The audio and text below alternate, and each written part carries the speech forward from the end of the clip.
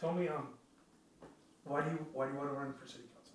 So why am I running for city council? Well, you know, I came here at the age of 17, and I love the city. The city opened up. I met a lot of people who were very friendly, so I consider this my hometown. I went to Righetti High School, I went to Allen Hancock College, and then I transferred from Hancock to UC Berkeley. Eventually I went on to Columbia Law School. I kid you not, right after I graduated, I tried to come back to Santa Maria, but I couldn't find good paying jobs, you know, jobs that would pay enough for me to pay my student loans and still put a roof over my kids' heads. So, you know, I kept trying every year. And eventually I returned, and I was really appalled at the way the city is growing. You know, we're not bringing in enough good paying jobs to Santa Maria to sustain the economy. We depend entirely too much on agriculture. We have to diversify the tax base. One of the reasons that we're running a deficit right now is exactly because of that. We have disinvested too much in the city. So the city has become a bedroom community, you know. I aim to change that. I also have a huge problem with the way the city has approached the criminal gang problem. I think that in addition to increasing police resources, we have to combat the root causes of crime, which are poverty, lack of access to education, illicit drug use, things like that. And we have to do it all at the same time. So, to answer your question, I'm running because I don't believe that the current city council really has the best interest of the entire community at heart. And we have to change that because this city is on a path to bankruptcy. You know, we're having a deficit of $8.5 million in a booming economy when we just approved a project over by the freeway, and we're building all these new neighborhoods over on the side. So we're having urban sprawl at the same time that we're having urban decay. And all of that is a result of poor planning and basically just reacting to problems as they arise. That's why I'm running, because I aim to change the way we do things, and I aim to make this community what it should be. Santa Maria has great potential, and we're just not developing that potential. And as a city, we have to. Second question is about change. Talk about what are the things you want to change in Santa Maria. Well, I think fundamentally we have to have a city council that is more responsive to the needs of the community and the priorities of the community. We have to have people in there who understand that the opinions of those who pay for their re-election are not the ones that matter. They have to pay attention to a lot of us, most of us. And when they act, they have to act in the best interest of the majority of the people who reside in this city. I don't believe that's happening. So I aim to change the way we interact with the community. One of the things that I propose we do is, hey, the city council is a part-time council, but I think we should have office hours, at least twice a month on a Saturday if possible, so that to allow working people to come and talk to us about the problems that they're facing in the city. So listening, is a fundamental thing, for a public servant to do, and we're not doing it. The other thing I want to change is I want to reinvigorate the economy here. I have a background after graduating from Columbia Law School. I worked in real estate, construction, and as a financial advisor and planner for a major U.S. bank. And so I know what it takes, the fiscal responsibility. But I also know that it takes investment in order for you to reap the rewards of that investment. And so we have to invest in Santa Maria. I want to revitalize the downtown. There's no question about it. We have to have a vibrant downtown that attracts people to Santa Maria for Santa Maria's sake. Right now we have a lot of residents who, instead of having dinner here, entertaining here, or shopping here, they go to other places. And so we're losing on that tax revenue. Yeah, we might be gaining tax revenue from Enos Ranch right now, but that's the novelty of that shopping center. It's going to wear off eventually. And so what we have to do is we have to build or recreate what we used to have here. It's a big city. The signs say we're 108,000 people, but in reality we're more like 140,000. But we still have the ability to have this feeling of a small town, you know. I know a lot of my neighbors, and I know a lot of people here, just because it is still, you know, in a sense, a small town. However, we have to deal with it and approach it in a way that understands that this is a city that is growing fast, and is going to keep growing no matter what. And so the best thing that we can do is plan. One of my biggest proposals is to bring a California State University campus to Santa Maria. And this is something that is not new to this community. It's an idea that is not original to me. It's something that a lot of people have proposed for a long time, since the 70s, I understand. And I think that bringing a Cal State campus is completely possible. Think about this. The city of Merced got a UC campus.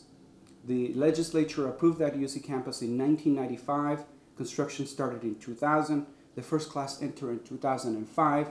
And in 2016, that university was contributing $1.6 billion to the local economy. Now, well, you're going to say, well, you know, that's all great, but how are we going to get it here? Well, one of the major drivers for having, you know, the UC campus in Merced was the fact that that's where the population is growing, you know, or was growing at that time. Well, in the Central Coast, where is the population growing? Right here in Santa Maria. We are growing faster than anywhere else in the Central Coast. We're also the biggest city between Oxnard and Salinas. And if we take into account Orchid, Guadalupe, Lompoc, the San Ynez Valley, Nipomo, and even the 5 cities, there are 300,000 people living in this area. So having a UC campus may not be, maybe too, how would you say it, I guess, not as easy as having a Cal State, I should say. But a Cal State is a more manageable campus. Is that, you know, most of the time they want 250 acres to build it, and I think we can do it if we as a city put our resources to that task, and we form a committee, we lobby the legislature, we can do it. It's happened before. Here's another reason why we should do it. People are going to say, well, you know, we're sandwiched right between UCSB and Cal Poly. Well, UC Merced is 33 miles from Cal State Stanislaus and 67 miles from Cal State Fresno. We are farther away from Santa Barbara and from UCSB and Cal Poly than they were to those 2 campuses, and they got it. So another reason we should have it, our proximity to Vandenberg. You know, we're not taking advantage of the fact that we're so close to the only spaceport on the western United States, and the only one, as I understand, that can launch satellites into a certain type of orbit. Now we have United Launch Alliance, excuse me, and SpaceX already launching out of Vandenberg. Why not expand that and take that and use it to our advantage in creating this new, you know, in bringing in this new Cal State campus to Santa Maria? Make that new Cal State campus the preeminent institution of higher education in civilian space technology. You know, if we can do that, we will change the economy in this city and in this area forever. Another thing is, our kids should have an opportunity to go to a 4-year university without having to leave town. You know, a lot of the expenses that come from, you know, going to a 4-year college come from rent, you know, and lodging and things like that. Well, if we can make it easier for our kids to go to a 4-year university without having to leave, you know, Santa Maria, I think that would be a huge bonus to Santa Maria. Having a Cal State campus in Santa Maria would enable our kids to go to college without having to leave Santa Maria.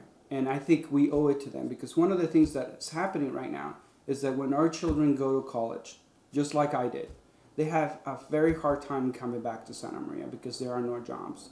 So having a 4-year a 4-year college university here, and having more jobs coming in because of Vandenberg and the college, will enable our children to come back and actually find good paying jobs. It would attract more companies to Santa Maria too. So those are just some of the things that I plan to do, or I think the cities should be pursuing, and I think it should be doing it now rather than to wait 1 year, 2 years, 5 years. We can't wait. We cannot afford to wait. Okay. Last question. Crime in Santa Maria it's kind of goes up and down every Right. now, but it seems to be a constant problem here in Santa Maria. What talk about how you would tackle that issue? So, the interesting issue with crime is that we keep seeing spikes in crime, and every time there's a rash of murders, what I hear from City Hall is this: we're working on it. Well, we've been working on it for a long time. It's about time we do something else. Okay. One of the things that we have to do, in addition to increasing the size of the police force, because let me tell you, we are a city of 140,000 people, and we have about 125 police officers.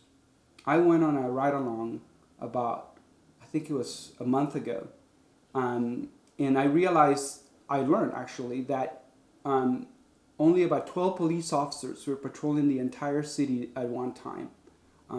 And so at one point, as many as 17 police officers were patrolling. But that's still not enough.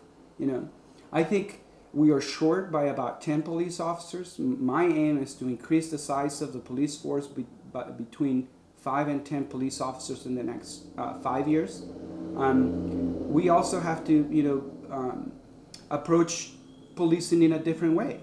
I am a big advocate of community policing. Community policing works, and community policing entails this. And it's how policing used to be. It used to be that police officers were patrolling in their patrol cars, but they used to get out of their patrol cars a lot and walk the neighborhoods. Most police officers, up until the 1970s, were assigned to one neighborhood. So they would patrol that neighborhood all the time. So what would be the end result of that is that they would get to know the community really well, and vice versa. The community would get to know them really well. So there was more of a tendency to work together, in cooperation with the community to combat crime. We have to do that. Another thing is that we have to focus on the violent gangs. Okay, we have to prioritize, and we have to target those gangs and go after them with a vengeance, because we have to make it clear to them that our children are not to be preyed on. That their tactics and their activities are not welcome in this city. And we have to also provide alternatives for our children. Right now, one of the reasons that kids join gangs, for example, is because they want to belong to something. Either because their parents are either, not there because they both work, or they might come from a broken family. So we have to give them an alternative to the gang, and one of the ways that we can do that is by opening up the city facilities to other organizations, community organizations, school districts, who want to expand their after-school programs, and partner up with those organizations to provide support for those programs. I don't think the process of educating our children should end when they leave school. If we have to have a chance of really taking them away from the gangs, we have to offer them an alternative. And also we have to offer them jobs, employment. One of the things that I plan to pursue is what I call the SHIPS program. It's called the mentorship, entrepreneurship, and apprenticeship. So I call it the SHIPS program because they all end in ship. But basically what this entails is this, is getting to the kids when they're in junior high, as young as 12. Get to them, partner them up with a mentor, so they can learn, whether they want to be, what that mentor is, for example, if they want to be an electrician, or if they want to be a plumber, or if they want to be an attorney, we pair them with someone like that. They learn from that person what it entails to be that. Eventually, when they're in high school, then we actually partner up with nonprofits to provide apprenticeships for them, and with unions to provide apprenticeships for them. And then we provide the entrepreneurship part is where we provide the skills and the knowledge to access funding in case they want to start their own business, and not just funding for their business, but also the knowledge on how to run a small business. Something that is not it's not taught everywhere. I want to bring to Santa Maria what is called a small business development center, which would works in partnership with the Small Business Administration in order to provide the know-how and access to funding for small business owners or people who want to start small businesses. Santa Maria is a very entrepreneurial city, and I think we need to support that.